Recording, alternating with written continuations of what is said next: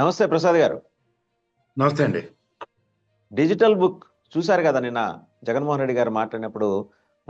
ఆ స్కాన్ చేసి మీరు డీటెయిల్స్ పెట్టండి, ప్రతి ఒక్క వేదన్ని మేము రిజిస్టర్ చేసుకుంటాం, మేము వచ్చిన తర్వాత అడ్రస్ చేస్తాం అన్నారు.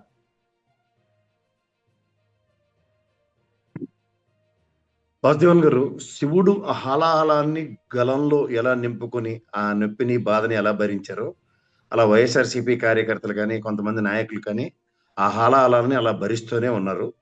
ఈ డిజిటల్ బుక్కుల్లోనూ వాటిలోనూ తొక్క తోటకూర ఎక్కించడాలు ఏమి ఉండవు. ఇదంతా టైం వేస్ట్ కార్యక్రమం. ఏదైనా కొంతమందికి కంటి తుడుపు చర్యలు.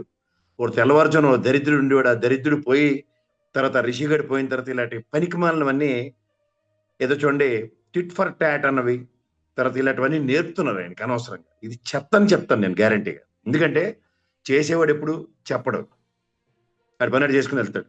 ఆయనే జగన్మోహన్ రెడ్డి. రెండోది మీకు ఇంకోటి చెప్తున్నాను. మీకు మనం తెలుసో తెలియకో జగన్మోహన్ రెడ్డి గారికి అందరూ ఒక మాస్ అపీల్ తీసుకొచ్చారు. కానీ ఆయన, మీరు ఒక జర్నలిస్ట్ గా మీరు ఆయన నిత్యం గమనించండి. క్లాసిక్ జాబ్ చేసేయాలంటే 5 ఏళ్ల పాటు. అంటే కరోనా కడుపులో పెట్టుకున్నాడు ప్రజల్ని. తర్వాత ప్రజలకి ఏది అవసరం, నవరత్నాల్ని ప్రజలకి బ్రహ్మాండంగా అందించాడు. అలాగే what need to happen in our state అన్న దగ్గర బేసిక్స్ ని అడ్రస్ చేశాడు. స్కూల్స్ పరివర్తన, సచివాలయ వ్యవస్థ, అంటే 2200 మంది ప్రజలు ఉన్న వాళ్ళకి సచివాలయంలో 500 పైచీలకు సేవలు డోర్ స్టెప్స్ అందించాడు. తర్వాత మీరు ఆర్బీకే సెంటర్స్ త్రూగా విత్తనాలు కానీ, లేదా ఎరువులు కానీ, లేదా గిట్టుబాటు ధర కానీ, మార్కెట్ కానీ 2200 మంది ప్రజలు ఉన్నారు, వాళ్ళు వాళ్ళ దశ నిర్దేశించుకోవడానికి ఒక మార్గదర్శకుడు అయ్యాడు. Is nothing but a reformer. అలాగే మీరు చూడండి, వాణిజ్యాన్ని పెంచడానికి బ్రహ్మాండమైన 3 హార్బర్లు కట్టాడు ఫేజెస్ వైజ్ గా. అలాగే మీరు ఫిషింగ్ ల్యాండింగ్ సెంటర్లు చూసుకోండి, అలాగే ఫిషింగ్ హార్బర్లు చూసుకోండి. అంటే దీనివల్ల ఆక్వా రంగ వాళ్ళకి వాణిజ్యం, అంటే అగ్రికల్చర్ బేస్ ఉన్న స్టేట్ కి ఏం చేయాలన్న దాని మీద ఫోకస్డ్. తర్వాత ప్రజాస్వామ్యంలో ప్రజాప్రభుత్వం చేయవలసింది విద్య, వైద్య, ఆరోగ్యం. సో విద్యని నాడు స్కూల్ త్రూగా పిల్లలకి ఒక ఐఎస్బి కరికులంలతో ఐప్యాడ్లు ఇచ్చి బైజూస్ ప్రోడక్ట్ త్రూగా, అలాగే వైద్యానికి సంబంధించిన దాంట్లో వాళ్ళ నాన్నగారు ప్రతిష్ఠించిన ఆరోగ్యశ్రీతో పాటు 17 మెడికల్ కాలేజీలు. వాళ్ళకి నోరు వస్తుందో లేదో నాకు తెలియదు కానీ sir, this the class job చేసుకుని వెళ్ళాడు. దానికి ఈ కుర్రోళ్ళ ఆవేశంలో తెలుసో తెలియకో మీరు గమనిస్తే జాగ్రత్తగా అతనికి సింహాలు, పుల్లు, ఇలాంటి పనికిమాలిన ఎలివేషన్లు అన్ని ఇచ్చి the class job what he has done అన్న దానికి ఇవాళ మీరు చూడండి మరుగున పడిపోయింది. అసలు పని కన్నా కొసరు దరిద్రం మీద ఒక్కడే వస్తాడు. ఇవన్నీ ఇప్పుడు ఓజీ అన్నాడు అనుకోండి, ఏంటి ఒంటరిగా గెలవలేనుడు అని అర్థం. దానికి కత్తులు పెట్టుకుని కటారు పెట్టుకుని తిప్పుకొని ఏం లాభం? అది వాస్తవం. కానీ ఇక్కడ వాస్తవానికి దగ్గరగా ప్రతి పని చేసే ప్రజానాయకుడు. ఇప్పుడు మీరు చూడండి, మీరు సీనియర్ జర్నలిస్ట్, చంద్రబాబు గారికి ఎలివేషన్స్ ఏముంటాయి? అరే దార్శనికుడు, విజనరీ, తర్వాత బెస్ట్ సిఇఓ. ఒకటి పనికొచ్చిన పని చెప్పమనండి. ఆయన 15 సంవత్సరాల టెన్యూర్లో ఇది చేశాడు ఆంధ్రప్రదేశ్ రాష్ట్రం కానీ చెప్పమనండి. బట్ ఇక్కడ చేసిన పనిని తెలుసో తెలియక ఆయన మొన్న అన్నాడు చెప్పుకోలేకపోయాము. ఇవన్నీ చెప్పుకోవడం కాదు, మనకి కనబడేలా చేశాడు. These are all visual wonders అంటారు. ఇప్పుడు మనం తాజ్మహల్ లేదంటే ప్రపంచ అద్భుతాలని మనం దగ్గరికి వెళ్ళి చూసి వాట్ వి ఫీల్ కదా, మన ఎక్స్కర్షన్స్ కాటికి దేనికి పోతాం? చూడడానికి. కానీ ఇలా ప్రతి ప్రాంతంలోనూ, ప్రతి గ్రామంలోనూ, ప్రతి జిల్లాలోనూ చేసిన పని కనబడట్లేదు అని అబద్ధాలు చెప్తున్న వాళ్ళ చుట్టూ ప్రభావితం అవుతున్న ప్రజలకి వాళ్ళు తెలివి తక్కువతనం అనాలా ఏమన్నా నాకైతే అర్థం కాదు.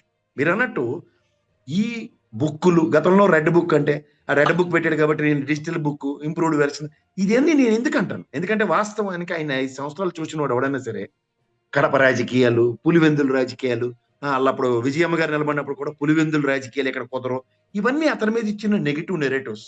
కానీ ప్రజలకి పులివెందుల ప్రజలు ఓటు వేయనివ్వకపోతే వాళ్ళ దయనీయంగా వాళ్ళు అర్థించుకున్న విధానం కనిపించిందా మీకు?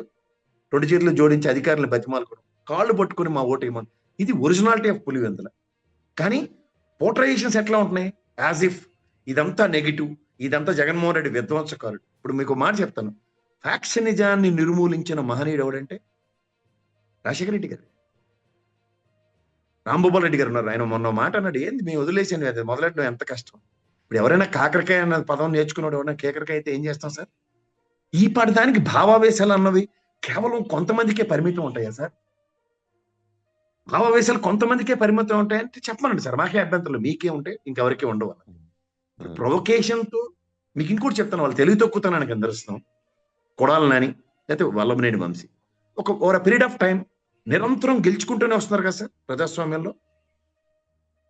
మీకు ప్రజల దగ్గర ఉన్న రెడ్ బుక్ మీకు సాధారణంగా చెప్తాను. వాళ్ళు ఏమనుకున్నారు, వంశీ నడవడిక మాట నచ్చలే ప్రజలకి.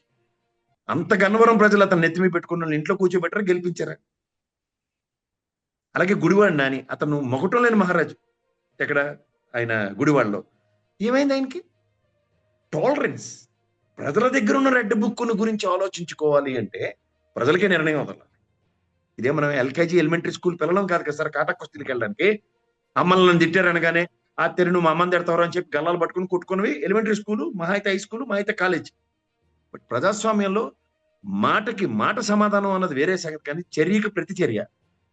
ఇదే కదా సార్ ప్రజాస్వామ్యంలో. ఈ ప్రతిచర్యల పట్ల ఫోకస్ చేస్తున్న ఒక నాయకుడికి మళ్ళీ డిస్ట్రక్టివ్ రాజకీయాలు ఇవ్వడానికి డిజిటల్ ఈ చెత్త చెదారం అన్న మీరు గమనించండి. ఆయన 5 సంవత్సరాల రెన్యూవర్లో ఎక్కడైనా ఇలాంటి పనికిమాలిన చెత్త విన్నామా? ల్యాండ్ ఆర్డర్ కంట్రోల్ చేసే పోలీసులు దుర్భాషలాడుతున్న ఒక డాక్టర్ని నిలువరించలేని పరిస్థితిని కూడా వాళ్ళకు అనుగుణంగా మలుచుకున్న ఉదంతం చూడండి మాస్క్ విషయంలో. సో ఇట్లాంటి వాటికి when somebody is following in those traps అంటే మన దగ్గర ఆన్సర్ ఉండదు. బట్ ఇవాళ రెడ్ బుక్ కి ప్యారల్ గా ఇంకొక బుక్ పెట్టాము, దానికి సంబంధించినంత వరకు ఫిర్యాదులు చేయండి. చేసేవాడు ఫిర్యాదులు చేయడు, ఆడు పని ఆడు చేస్తాడు. వెయిట్.